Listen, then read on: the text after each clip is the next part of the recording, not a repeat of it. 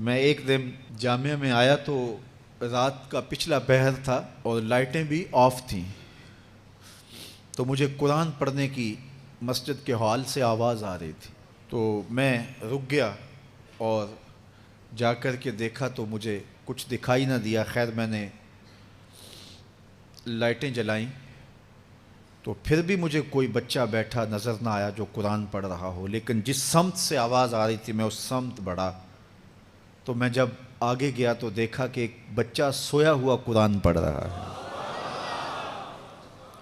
ان کے تو خوابوں میں بھی قرآن ہوتا ہے، یہ تو جنت کی چڑیاں ہیں۔ آپ اگر مجھے پوچھیں کہ آپ نے اتنی عزتیں کیسے پائی ہیں تو میں آپ کو راز بتاؤں کہ یہ میری ماں کی دعائیں ہیں۔ میں آپ کو راز بتاؤں یہ میرے باپ کی سحری کے سجدوں میں بہنے والے آنسو ہیں۔ میں بتاؤں کہ یہ میرے اساتذہ کی شفقتیں ہیں، میرے مرشد کی نگاہ ناز ہے۔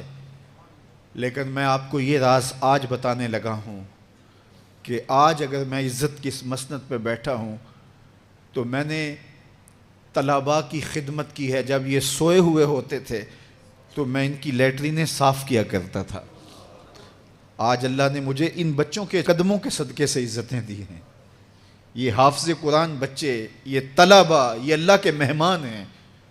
صحیح حدیث میں آتا ہے کہ طالب علم کے پاؤں تلے اللہ کے نوری فرشتے پر بچھاتے ہیں، جن پر رحمتیں اترتی ہیں، جن کے نیچے فرشتے بھی پر بچھا رہے ہیں۔ تم نے ان پہ بم گرائے اور انسانیت خاموش ہے۔ ہمارے استاد فرماتے تھے کہ ایک دارالعلوم تھا، وہاں طلباء پڑھتے تھے، تو یہ بچے ہوتے ہیں بالخصوص حفظ کی کلاس کے بچے، چھوٹی عمر کے ہوتے ہیں، اور اس عمر میں بچوں کی شرارتیں، بچوں کی اٹکیلیاں، یہ ان بچوں کے بچپنے کا حسن ہے۔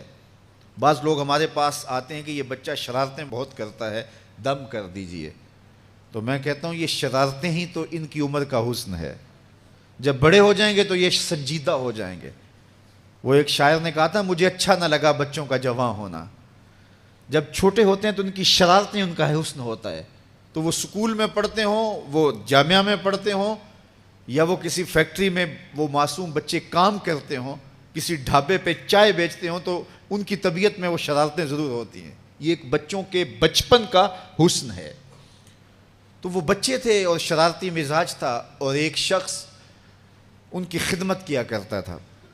کبھی وہ گھی کا کنستر اپنی کمر پہ لاد کے لا رہا ہے، کبھی وہ آٹے کی بوری اپنی کمر کے اوپر لاد کے لا رہا ہے، اور بچوں کی خدمت میں لگا رہتا تھا۔ بچے تھے، کچی عمر تھی، شرارتی مزاج تھا، تو انہوں نے اس کا نام ڈال دیا حمار، گدھا۔ جب بھی بھوک لگی ہوتی اور وقت کھانے کا قریب ہوتا تو کہتے وہ ہمارا گدھا گیا ہوا ہے، ابھی لے کے آئے گا تو کھانا ہم کھائیں گے۔ تو آپس میں انہوں نے اس شخص کا نام جو ان کا خدمت گزار تھا گدھا رکھ دیا۔ اسے پتہ چلا کہ یہ مجھے گدھا کہتے ہیں، میں ان کی خدمت کروں، نوکری کروں، بلا معاوضہ میں ان کے لیے کمر پہ گھی کے کنستر اور آٹے کی بوریاں لاد لاد کے لاؤں، اور یہ مجھے گدھا کہتے ہیں۔ اس نے چھوڑ دیا اور گھر چلا گیا۔ رات پڑی، سویا، مقدر جاگے۔ کیا دیکھتا ہے؟ حشر کا منظر ہے، اور وہ طالب علم ہیں، انہیں جنت کا حکم ہوتا ہے، تو وہ اڑ جاتے ہیں اور ضد کرتے ہیں اور اٹکیلیاں کرتے ہیں، نہیں ہم نے جنت میں نہیں جانا جب تک ہمارا گدھا ساتھ نہیں جائے گا۔ یہ اٹھا اور آنکھوں میں آنسو تھے اور دوڑتا ہوا مدرسے آیا، کہا تم مجھے گدھا کہو، حمار کہو، کھوتا کہو، میں نوکری تمہاری ہی کروں گا، کیونکہ تم اللہ اور اس کے رسول کے پیارے ہو۔